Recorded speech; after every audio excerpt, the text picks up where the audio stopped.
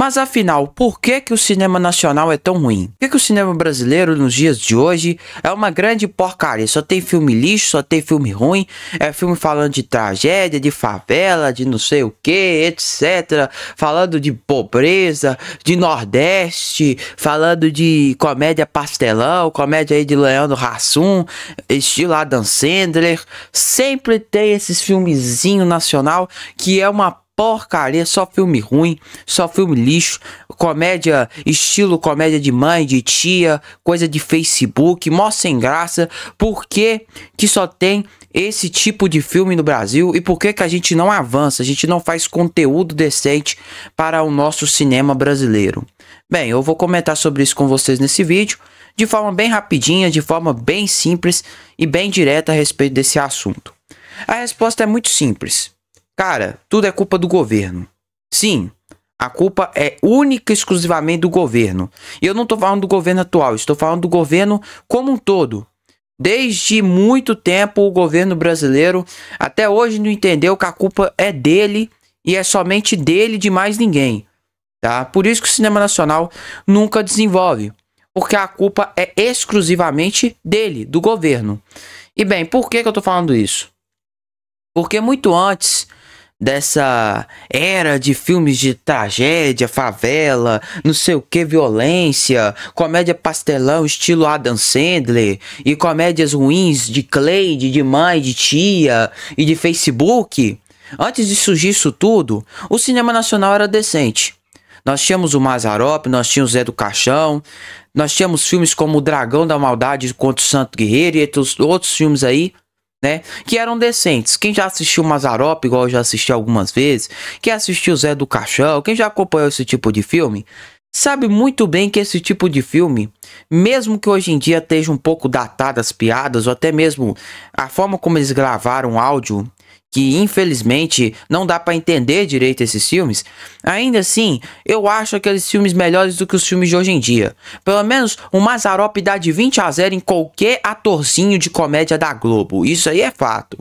É inegável. O Mazzaropi dá de 20-0 em qualquer atorzinho da Globo. Isso aí é certeza, tá? É certeza. Então, o Mazzaropi, ele tinha filmes muito interessantes. Eram vários filmes. O Mazzaropi tem vários filmes. O Zé do Caixão também era um personagem interessante. Vários outros filmes dessa época eram muito interessantes. E o cinema nacional, ele era interessante, cara. Ele tinha personagens interessantes, sim, tá? Tinha obras interessantes, sim. Até mesmo as séries, as novelas eram muito boas. Os programas, no geral, eram muito bons.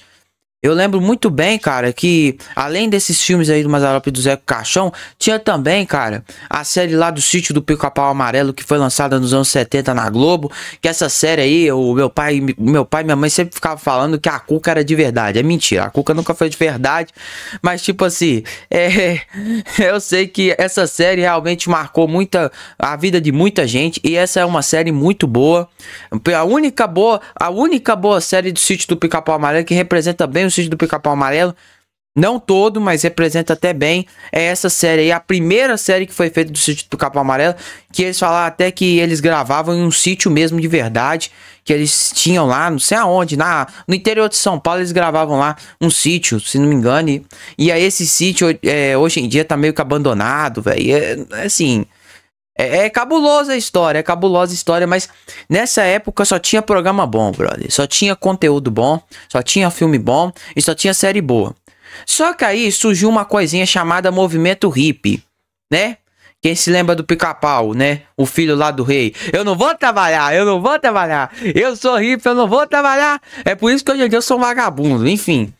Então, cara, graças ao lixo do Movimento Hippie, o movimento lixo do hippie fez com que vários países se voltassem ao quê? Aos maconheiros, a esses caras vagabundo que falavam que faculdade era uma merda, que não sei o que, etc. Esses discursos vagabundo, os vagabundos foi lá e fez o quê? Uma mudança cultural na sociedade para destruir o conservadorismo. Pra destruir o que era de bom, entendeu? Os caras foi lá e falou: eu não quero seguir você, vovozinho, papaizinho, mamãezinha, vocês conservadores vão tudo se ferrar. Agora eu quero casar com uma pessoa do mesmo sexo. legal! Eu vou fumar drogas! Ei, que legal, que maneiro! Que coisinha legal, que coisa interessante, não é mesmo? Então foi daí dos anos 60 que a vaca foi pro brejo. Porque o que aconteceu foi o seguinte: o cinema nacional começou a inventar, trazer esses movimentos hippies, né? Esses movimentos aí que estavam acontecendo lá no United States of America para cá. E como na época tava tendo já a transição, já tava tendo aquela época ali já para ditadura, né, ditadura militar, o que que ocorreu? O que que ocorreu, meus queridos amiguinhos? O cinema nacional virou uma verdadeira escumalha esquerdista. Então, nessa época aí tava surgindo o PT, o PT foi se tornar um sucesso, sim, estrondoso ali já para os anos 80. E nos anos 70, mais ou menos, 80, 70, a gente começou a ter esses sinais de filmes aí esquerdistas. E não adianta você vir falar, ah, mas você tá polarizando. Cara, tô sim, porque infelizmente a história demonstra isso, tá? Se você pegar a história do cinema nacional, você vai ver que dos anos 70 para agora, você vai olhar, os filmes são toda a mesma coisa. São tudo a mesma coisa, tá? É pobreza, é Nordeste, é isso, é aquilo. Até filme merda. Vamos pegar os filmes da Xuxa, o filme da Cinderela Baiana, o filme disso, o filme daquela, tudo é o quê? É pobreza, é Nordeste, é não sei, não, velho. Insuportável. É sempre a mesma história, só sustenta isso. Pega qualquer filme, só sustenta isso, tá? Até as adaptações de livro, desses livros mais conhecidos, por exemplo, Macunaíma, Capitães de Areia, Dom Casmurro e entre outros, eles pegaram alguns desses livros e fizeram adaptação. Só que eles fizeram a adaptação desses livros porque a maioria dos autores eram esquerdistas. Sim, eram esquerdistas. Capitães de Areia foi escrito por Jorge Amado. Jorge Amado foi um dos maiores militantes que teve aí de esquerda, tá? Pode pegar aí todos, você vai ver, todos são de esquerda. Isso é inegável, tá? Tá falando, tá polarizando, não sei o que. Você falando no vídeo anterior que polarização é ruim. Polarização é ruim de fato. Eu concordo com você, concordo comigo que eu disse no vídeo anterior que polarização é ruim porque não dá pra discutir, não dá pra debater. E é exatamente por isso que o cinema nacional está uma merda. Porque ninguém discute, ninguém debate, ninguém comenta, ninguém fala nada pra mudar essa realidade. A gente vê aí o cinema uma porcaria, os filmes são horríveis. Ninguém gosta desse filme nacional, ninguém acha interessante. Tem filme lançando aí agora que é um filme lixo, filme comédia pastelão ruim, filme péssimo, filme sem graça, filme aí que não tem contexto nenhum, ninguém conhece esses filmes, cara. Ninguém nunca ouviu falar desses filmes. Aí esses filmes lá pega 50 mil reais, pega 100 mil, pega 200 mil, 1 milhão. Pega uma cacetada de orçamento, um dinheiro que era pra ir pra várias outras coisas do nosso país. Eles pegam esse dinheiro todo pra entrar no filmezinho que ninguém vai ver, cara. Ninguém vai ver esse filmezinho. Então tá na hora de tomar vergonha na cara e começar a debater de fato. Por isso que eu odeio a polarização. Porque quando aconteceu isso aí, dos anos 60 pra cá, a parada ficou péssima. Ficou péssima. O cinema nacional ficou horrível. Não tem filme bom, cara. Tirando aí umas exceções à regra. Mas até as exceções à regra, você vai ver que tem padrão também, cara. Tropa de Elite fala sobre o quê? Sobre corrupção, isso, aquilo. Meu Deus. Nossa, coisa que eu desde quando eu nasci eu já sei que existe corrupção no Brasil. Aí você vai ver Cidade de Deus. Cidade de Deus é sobre a favela. Não sei o que. Favela. Uau. Não, meu Deus. Favela de novo. Aí você vai olhar lá o filme da Fernanda Montenegro. Você vai ver o filme lá da Fernanda Montenegro. É sobre pobreza. É sobre pobreza. Não sei o que é pobreza. É pobreza. E foi pro Oscar. Uhul. Meu Deus do céu, cara. Aí você vai ver o filme lá. É sobre ditadura. É sobre a ditadura. Vamos falar sobre a ditadura que aconteceu dentro da... vai se ferrar, meu. É toda vez isso. É toda vez. O Brasil também tem um fato. O Brasil também não tem história, tá? Por isso que também fica complicado fazer história no Brasil. Porque o Brasil não tem história, não tem herói, não tem um folclore tão bom. O folclore brasileiro, ele é mais confuso que cego no tiroteio. As histórias, assim, são extremamente sem graça. Não é igual, tipo, Robin Hood, que é esquerdista também, por que que eu citei ele? Enfim, Robin Hood, não sei o que, aí vamos colocar o Superman, que é super maneiro, etc. O Batman, uhul, Batman, o de direita, que adora ser capitalista, não sei o que, etc. Superman, que era no início era, né? No início era o defensor dos oprimidos e tal, e agora não sei o que veio de origem hebraica, judeu, etc e tal, e é isso aí e tal. Sempre tem uma coisinha legal, sabe? A história, tipo assim, dos outros ali é bem legal, tá ligado? Folcloricamente falando, tem muita coisa legal. Aí você olha lá a mitologia grega, olha que coisa maneira, Zeus, não sei o que, olha que coisa louca, mano. Aí você vai olhar pro Brasil, tem um folclore extremamente sem graça. Extremamente sem graça. Aí, é claro, né? A gente pode até melhorar esse folclore brasileiro, né? Tem uns personagens que são bem interessantes. Por exemplo, tem personagens que o Monteiro Lobato, ele conseguiu transformar eles em personagens decentes. Tipo o Saci Pererê, por exemplo. Ele conseguiu transformar o Saci Pererê em um personagem decente. Ele conseguiu fazer o Saci Pererê se tornar um personagem legal. Ele conseguiu colocar o folclore brasileiro e transformar o folclore brasileiro em algo parecido com o que o Walt Disney fez, né? Com a Cinderela, com a Branca de Neve, com os outros personagens ali, né? E que eram de contos de fadas. Ele começou a fazer isso muito bem. O Monteiro Lobato, inclusive, é referência nisso aí, tá? É inclusive referência nesse quesito, porque o Monteiro Lobato ele conseguiu fazer muito bem o seu papel de trazer o folclore nacional de uma forma que ficasse mais atrativo para as pessoas, porque ele não ia ficar tão atrativo. Como a história por si só não ia ficar tão atrativo. O Boto Cor-de-Rosa, essas coisas aí, tá? Curupira, tá ligado? Não ia ficar legal, não ia ficar maneiro. Mas aí o Monteiro Lobato fez uma reunião, uma junção de tudo e ficou legal, ficou interessante. Aí ficou de boas, sabe? Aí ficou de boas. Então o Monteiro Lobato tá de parabéns. Vamos bater palmas pro Monteiro Lobato porque ele é o grande responsável pelo folclore brasileiro ser ainda relativamente falado ainda, ser conhecido ainda por alguma coisa, tá?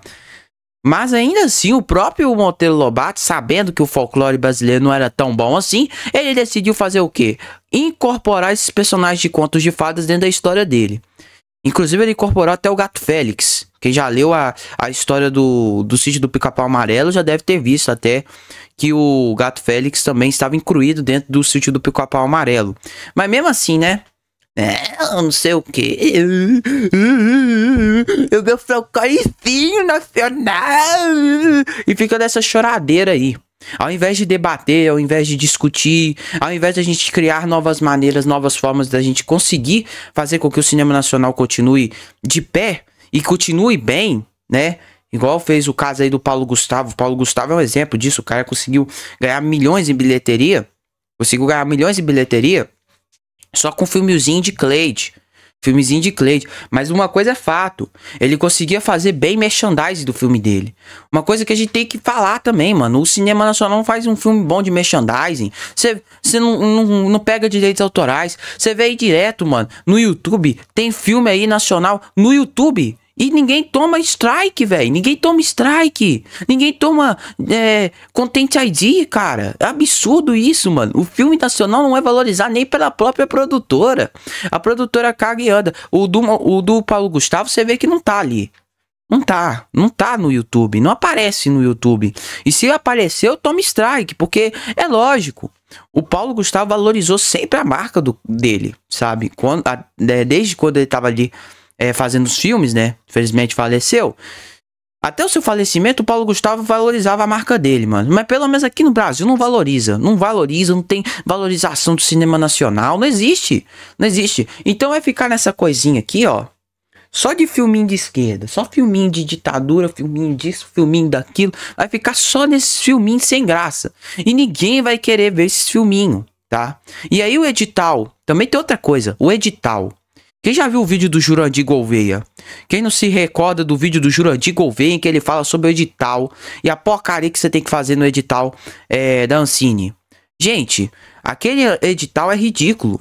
Tem umas regras lá que você tem que botar nele, tem que botar isso, tem que botar aquilo. Pô, Pra que você tem que seguir aquele edital, cara? Não existe edital, velho. E não, edital a regra ainda por cima. Eles ditam uma regra que é mais ridícula ainda. Você tem que colocar isso, tem que colocar aquilo, tem que fazer isso, tem que fazer aquilo. Se não fizer isso, você vai ter menos chance de conseguir o teu filme ganhar dinheiro público e você tomar o dinheiro da população para fazer o teu filminho sem graça. Mano, é ridículo. É ridículo, cara. É tão ridículo que você olha lá, velho. Os produtores, eles têm que fazer de tudo que tá no edital para conseguir ao máximo, né, ter condição de pegar o filme deles ali e conseguir ser aceito. É ridículo, cara, é ridículo. Eles têm que colocar lá negro, não sei o que, homossexual, Nordeste, gente do Amazonas para colocar ali dentro do filme. Se a pessoa não for competente pro trabalho, ela tem que colocar de qualquer jeito, porque é igual a cota do ISG, mano. É igual o ISG. É igual o ISG, mano. É a mesma cota. Tem que fazer cota. Tem que botar cota disso, bota cota daquilo. E aí, por isso que o cinema nacional nunca vai pra frente. Porque a questão não é você colocar a pessoa num cargo. Entendeu? Não é um problema isso. Tipo assim, vou colocar a pessoa em tal cargo aqui. Essa pessoa aqui é competente pra isso. Não é esse o problema. O problema é colocar qualquer pessoa pra cumprir o edital. Aí o filme fica ruim mesmo. Porque coloca qualquer pessoa lá. Vamos colocar qualquer pessoa aqui. Qualquer pessoa. A pessoa só porque ela é homossexual aqui, a gente vai colocar ela no filme. Isso não existe. Isso não existe. Ela tem competência para isso? Ela tem condição de fazer o trabalho desse aí? Ela tem condição de fazer um trabalho desse? Se ela não tem condição, ela não tem que estar aí, mano. Ela tem que sair fora desse papel. Tem que sair fora dessa produção aí desse filme. É assim que tem que ser, cara. Tem que ter competência, mano. Senão vai colocar qualquer um lá, desvaloriza o mercado. É isso que acontece. Desvaloriza o mercado. Você fica entrando aí com qualquer um, fica fazendo qualquer coisa aí, tem preguiça, vai andar, vai fazer qualquer coisa. No final, o que acontece? O mercado desvaloriza.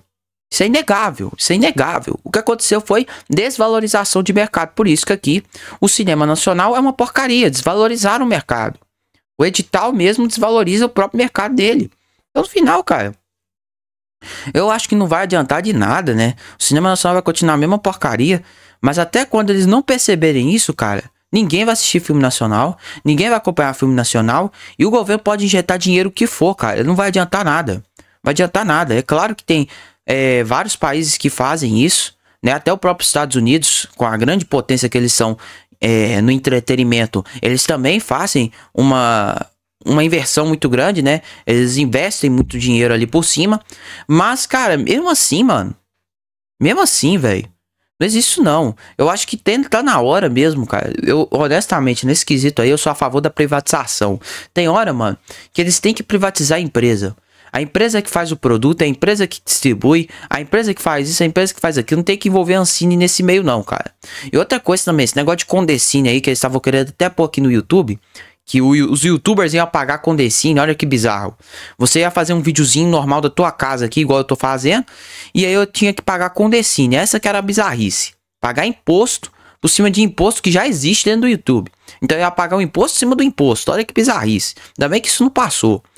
Aí, cara, eles têm que pagar Condecine já, que é uma bizarrice. Aí de pagar Condecine, se você quiser também distribuir um produto no mercado nacional, você precisa pagar a Condecine também para distribuir o produto, porque a Condecine vai entregar o dinheiro para a distribuidora, que é a produtora e distribuidora do filme, que ela vai pagar lá a distribuidora e produtora do filme.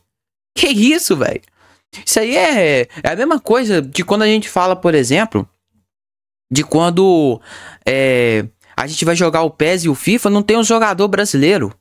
A gente fala a mesma coisa, é porque tem que contratar, tem que falar com cada um sobre o direito de imagem. Cada jogador tem que fazer direito de imagem. E cada um tem que ser escolhido, é individual. Caraca, meu. Enquanto que os outros países é o quê?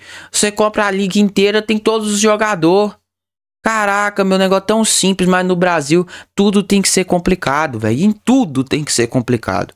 Então, cara, no final disso tudo, a culpa é do governo. Não tem como dizer não. O cinema nacional é ruim por causa do governo e por causa de, culturalmente falando, o nosso país culturalmente acabou sendo destruído por essas ideias assim distorcidas da realidade. Essas ideias que distorceram, principalmente de esquerda, são ideias distorcidas da realidade que culturalmente acabaram com o nosso país e foi minando aos poucos o que verdadeiramente é um conteúdo bom e o que é um conteúdo ruim. Então por isso que hoje em dia a gente vê assim, o cinema nacional cada vez mais em decadência. Pode ter milhões de filmes que for, pode ter inversão que for, pode ter investimento que for. Pode fazer um investimento, mas tipo assim, agora o cinema nacional está no auge porque Ainda Estou Aqui ganhou um Oscar.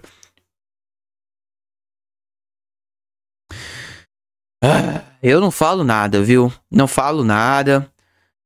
Se essa pessoa realmente acha que Ainda Estou Aqui é o exemplo de que o cinema nacional melhorou, essa pessoa tá doida.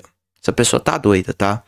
Pra gente fazer Ainda Estou Aqui, a gente precisa fazer 20 mil outros filmes ruins, merda, que não adianta nada. Enfim, é isso aí, cara. Esse é o vídeo de hoje. Falou, tchau e até a próxima.